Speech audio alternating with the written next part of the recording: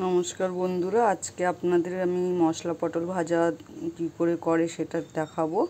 এটা আমি আমার ঠাকুমার কাছ থেকে শিখেছিলাম।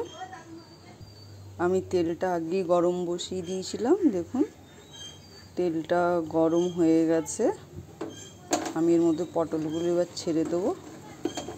আমার ঠাকুমা অনেক দিন আগেই, মানে আমরা যখন ছোট ছিলাম তখন আমরা এমনি শুধু পটল ভাজা খেতে ভালোবাসতাম না, তখন আমাদের এইভাবে পটল ভাজা করে দিত। আমরা খুবই ভালোবাসতাম এই পটল ভাজাটা মশলা দিয়ে। গরম তেলে পটলগুলো ছেড়ে দেবো। পটলগুলো ভাজা হোক, ততক্ষণ আমি কী কী মশলা লাগবে দেখে নিন আপনারা। এই দেখুন বন্ধুরা, মশলা পটল মানে মশলার কিছুই না, শুধু শুকনো লঙ্কা আর পেঁয়াজ বাটা। এবার দেখুন শুকনো লঙ্কার পেঁয়াজটা আমি বেটে নেবো। পটলগুলো এবার উল্টে দেখি।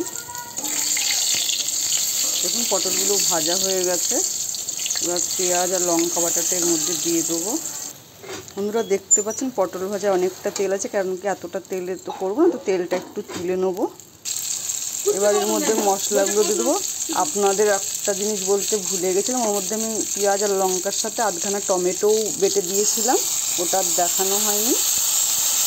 এবার দেখুন নাড়িয়ে চাড়িয়ে দিলেই মশলা পটল রেডি।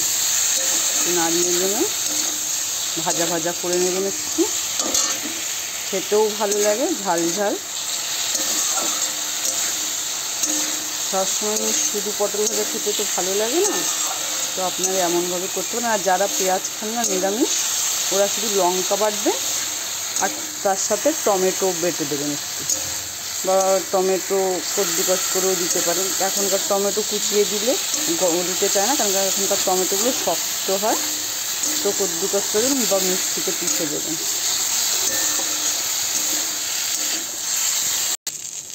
দেখুন বন্ধুরা, আমার মশলা পটল রেডি।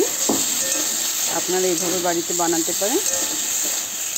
আপনার বাড়িতে ট্রাই করবেন, লাইক কমেন্ট শেয়ার করবেন, আর আমার চ্যানেলটা ভালো লাগলে সাবস্ক্রাইব করে দেবেন।